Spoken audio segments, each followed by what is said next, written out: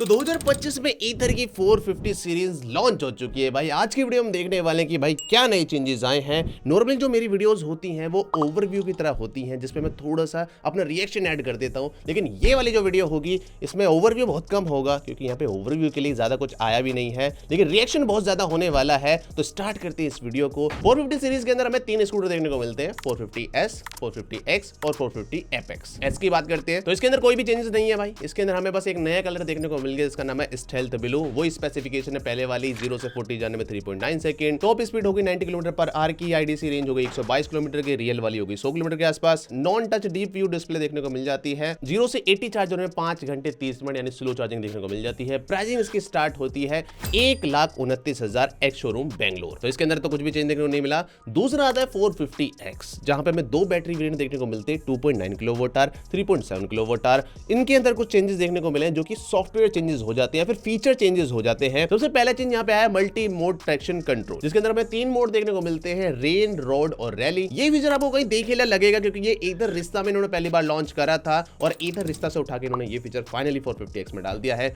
दूसरा फीचर भी इन्होंने ईथर के एपेक्स इलेक्ट्रिक स्कूटर से उठाया जो कि हो जाता है इनका मैजिक ट्विस्ट। ये जो फीचर होता है काइंड ऑफ रीजन ही होता है, लेकिन रीजन का बाप बोल सकते हो इसे। फाइनली ये भी इसके अंदर आ गया है। रेंज यहाँ पे थोड़ी सी इंक्रीज हो गई है, पहले के मुकाबले 11 किलोमीटर अधिक रेंज देखने को मिलेगी आपको दोनों ही वेरिएंट्स के अंदर। पहले आईडीसी रेंज हुआ करती थी 2.9 किलोवाट आवर के लिए 115 किलोमीटर जो कि अब 126 हो चुकी है। 3.7 में देखने को मिलती थी 150 किलोमीटर की आईडीसी रेंज जो कि अब 161 किलोमीटर आईडीसी रेंज हो चुकी है। रियल वाली आपको दिख रही। कलर भी यहाँ पे अब दो ऐड हो चुके हैं, एक तो स्टेल्थ ब्लू ही हो गया, दूसरा हो गया हाइपर सैंड। हाइपर सैंड यहाँ तो मुझे खास नहीं लग रहा, लेकिन रियल लाइफ में देखते हैं कैसा लगेगा। इसके अलावा बाकी चीजें हमें सेम देखने को मिलती है, वही टच स्क्रीन है, लेकिन फीचर्स एक दो और ऐड हो गए हैं। जैसे एलेक्सा का सीन यहाँ पे ऐड हो चुका है, लाइव लोकेशन शेयरिंग भी यहाँ पे ऐड हो चुकी है। और एक चीज और इन्होंने नहीं करी है भाई, वो हो जाती है इनके टायर्स। कंपनी बोल रही है कि इन्होंने भाई एमआरएफ के साथ मिलकर नए लो रोलिंग रेजिस्टेंस वाले टायर लगाए हैं जिनका नाम हो जाता है एमआरएफ ज़ेपर NE ट्रैक। और 450 की प्राइसिंग यहाँ पे हो जाती है 1,47,000 छोटे बैटरी पैक के लिए और 1,57,000 बड़े बैटरी पैक के लिए एक्स शोरूम बेंगलुरु। तो ये सारे चेंजेस जो आते हैं इनके 2025 वाले ईथर के अंदर।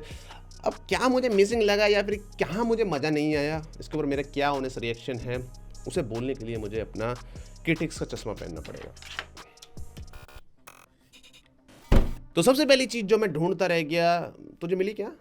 देख एक बार ध्यान से, टेबल के नीचे देख। मुझे यहाँ भी नहीं है, वहां भी नहीं है। परफॉर्मेंस इंप्रूवमेंट कहाँ है वो? मतलब कब तक हम 0 से 40 3.3 सेकंड में करते रहेंगे? कंपेयर करें अगर आप रिसेंटली लॉन्चेस से, देखो ओला तो हमेशा आगे रहा है, वो 0 से 40 करता है 2.7 सेकंड में या 6 सेकंड में, उसे हम थोड़ा साइड कर देते हैं। अपने साथ की स्कूटर को देख लिया जाए जो कि है हीरो का Vida V2 pro, recently launch हुआ है। उनका एक्सेलरेशन काफी अच्छा हो चुका है। पहले था 0 से 40 3.2 सेकंड, उसे अच्छा करके उन्होंने कर दिया 0 से 40 2.9 सेकंड। उन्होंने कोई हल्ला नहीं काटा, उन्होंने ये नहीं बोला कि हम क्विकेस्ट हैं, ये हैं वो हैं। लॉन्चिंग इवेंट भी नहीं करा, वो तो ज़्यादा ही ठंडे हैं। लेकिन यहाँ पे हमें लॉन्चिंग इवेंट में बताया जा रहा है quickest, fastest, making the 2025 Ather 450 the quickest and the most fun of the lot, जो कि नहीं है भाई। ईथर पहले हुआ करता था क्विकेस्ट, लेकिन रिसेंटली जब कंपटीशन बढ़ा है, नहीं है भाई, क्विकेस्ट नहीं है। 0 से 40 मैं कहूँगा मेरे लिए बहुत बड़ा माइनस हो जाता है। मैं तो एक्सपेक्ट कर रहा था कि भाई ईथर 450X जो 2025 में लॉन्च होगा वो कुछ तगड़ी परफॉर्मेंस के साथ आएगा। इवन टॉप स्पीड में भी यहाँ पे कोई खास चेंजेस नहीं। कंपनी अपने स्कूटर को जो मार्केट कर रही है वो ऐसे स्पोर्टी इलेक्ट्रिक स्कूटर कर रही है। क्विकेस्ट है, फास्टेस्ट है, चलाने में मजा आता है, लेकिन रियलिटी कंपटीशन को अगर आप सामने रख देते हो तो स्कूटर जो है स्पेक्स वाइज मुझे या फिर परफॉर्मेंस वाइज मुझे फेड आउट नजर आता है, चाहे वो आप रेंज के मामले में कह लो या फिर परफॉर्मेंस के मामले में कह लो। इवन ईथर का ईथर 450 एपेक्स जो कि इनका फ्लैगशिप परफॉर्मेंस इलेक्ट्रिक स्कूटर हो जाता है, वो भी 0 से 40 जाने में 2.9 सेकंड लेता है। इतने में तो हीरो वीडा V2 प्रो कर दे रहा है जो कि सिर्फ 1,35,000 की प्राइसिंग पे आता है। तो इस चश्मे को ताड़ देते हैं जिससे पहले ये वीडियो रेंट में बदल जाए, ठीक है। तो यहाँ पे मैं न्यूट्रल की बात करूँ तो मेरी एक्सपेक्टेशन थोड़ी सी ज्यादा थी ईथर से। मुझे लग रहा था यार कि कुछ तो तगड़ा ये कर देंगे। इवन मैं जब भी ईथर के ओनर से मिलता हूँ, देखो ये जब भी मैं वीडियो डालता हूँ तो सब यही बोलते हैं भाई कि डिजाइन में चेंज कब आएगा।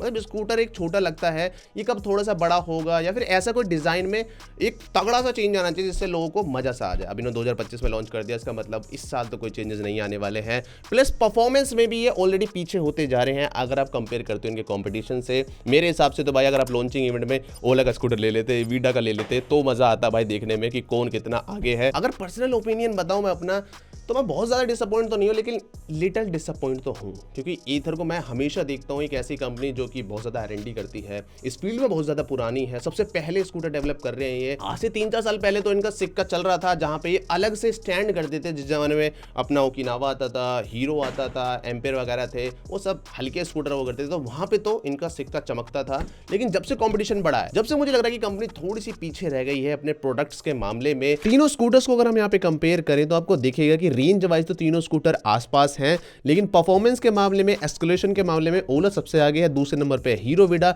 और तीसरे पे आता है एथर। लेकिन जब आप प्राइसिंग को देखोगे तो यहाँ पे विदाउट प्रो पैक भी एथर का स्कूटर 20,000 रुपए ज्यादा हो जाता है हीरो वीडा और ओला S1 प्रो से। तो आपको दिखेगा कि भाई एथर के स्कूटर सच में ही महंगे हैं। और ये जो मैंने आपको प्राइसिंग बताई है अभी ये इनके विदाउट प्रो पैक है, मतलब जो भी मैंने आपको फीचर बताए ये आपको इनके प्रो पैक के अंदर मिलेंगे। अगर इन्हें यूज करना है तो आपको अलग से पैसे देने पड़ेंगे, ये जो आपकी एक्स शोरूम प्राइस में अगेन ऐड हो जाएंगे। फाइनल अमाउंट आपके यहाँ पे आ जाती है। जबकि कंपटीशन क्या है, ओला जो है वो कुछ भी एक्स्ट्रा चार्ज नहीं कर रहा है इन फीचर्स के लिए, वीडा भी कोई एक्स्ट्रा चार्ज नहीं कर रहा है, जिसकी वजह से ये दोनों scooter value for money category में आ जाते हैं। एथर हमें थोड़ा एक्सपेंसिव नजर आता है, अब एक्सपेंसिव भी हम देने को तैयार हैं, लेकिन फिर हमें कुछ ऐसा एक्स्ट्रा भी मिलना चाहिए जिसके लिए हम पे करें। लाइक परफॉर्मेंस में ऑलरेडी बहुत पीछे निकल चुके हो, रेंज में मैं कहूंगा ठीक ठीक हो, सभी कंपनी इतना दे रही है, फीचर्स में आपकी फीचर्स पेड है। चौथा आता है हैंडलिंग। यहां पे मैं कह सकता हूं कि भाई एथर का स्कूटर मुझे आगे नजर आता है, लेकिन हैंडलिंग में भी आपको मैं बता दूं हीरो का वीडा V2 प्रो या फिर वीडा V1 प्रो जो मैं ऑलरेडी यूज कर रहा हूं, मैंने दोनों स्कूटर यूज किए हुए हैं,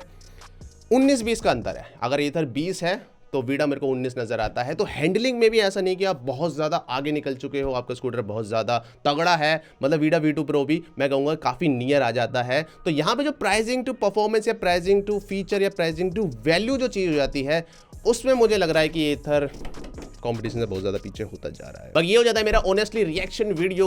आप बता सकते हो, अगर आप एथर फैन बॉय हो तो भी आप बता सकते हो आपको कैसा लगा है। अगर आप फैन भी नहीं हो तो भी आप बता सकते हो। मेरे कोई पॉइंट्स अगर आप डिसएग्री करते हो तो वो भी कमेंट में लिखो। मैं चाहता हूं हमारे कमेंट सेक्शन में कुछ इंटेलेक्चुअल बातें हो। और एथर तो आई थिंक ये वीडियो देख ही रहा होगा, तो मेरी एक्सपेक्टेशन भाई पर्सनली तुमसे बहुत ज्यादा है, because you are the oldest one और सबसे ज्यादा एक्सपीरियंस तुम्हारे पास है।